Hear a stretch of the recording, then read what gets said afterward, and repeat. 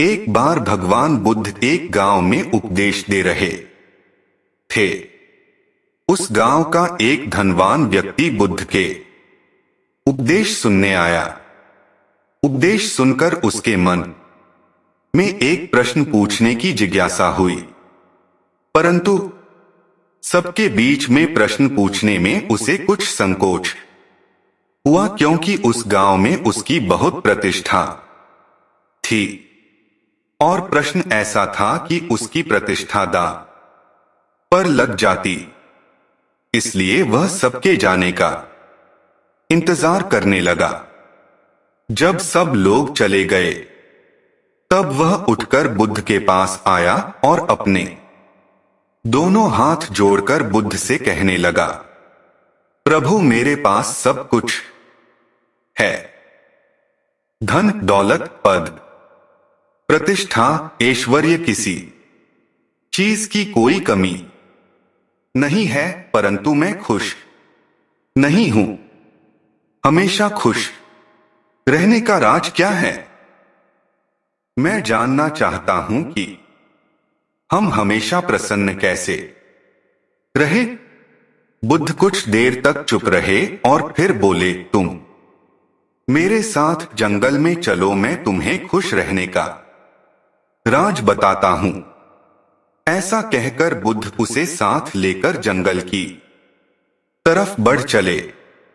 रास्ते में बुद्ध ने एक बड़ा सा पत्थर उठाया और उस व्यक्ति को देते हुए कहा, इसे पकड़ो और चलो।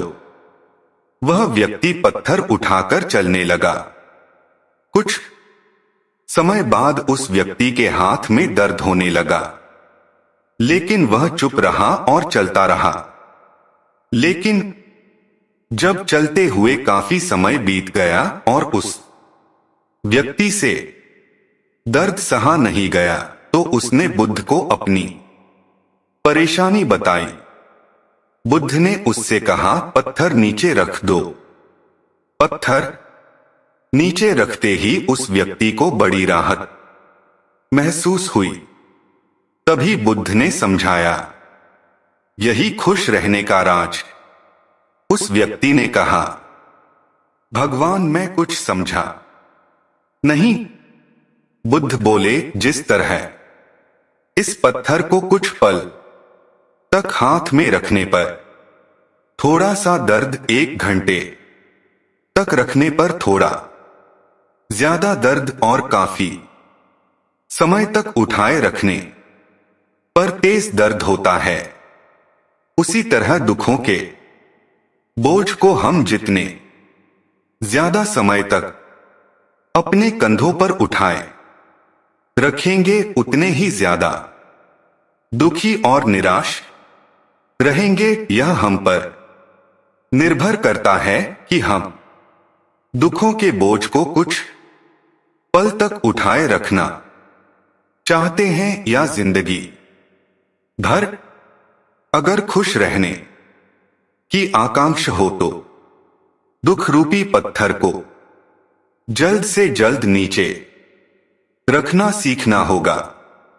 संभव हो तो उसे उठाने से ही बचना होगा। मित्रों, हम सभी यही करते हैं, अपने दुखों के बोझ को ढोते रहते हैं। मैंने अपने जीवन में कई लोगों को कहते सुना है, उसने मेरा इतना अपमान किया कि मैं जिंदगी भर नहीं भूल सकता। वास्तव में अगर आप उसे नहीं भूलते हैं तो आप अपने आप को ही कष्ट दे रहे हैं। दुखों से मुक्ति तभी संभव है जब हम दुख के बोझ को अपने मन से जल्द निकाल दें और इच्छाओं से रहित होकर या जो है उसमें संतोष कर प्रसन्न रहें। याद रखिए, प्रत्येक क्षण अपने आप में नया है और जो क्षण बीत चुका है उसकी कड़वी यादों को मन में संजोकर रखने से बेहतर है कि हम अपने वर्तमान क्षण का पूर्ण रूप से आनंद उठाएं। इसलिए खुश रहिए, प्रसन्न रहिए।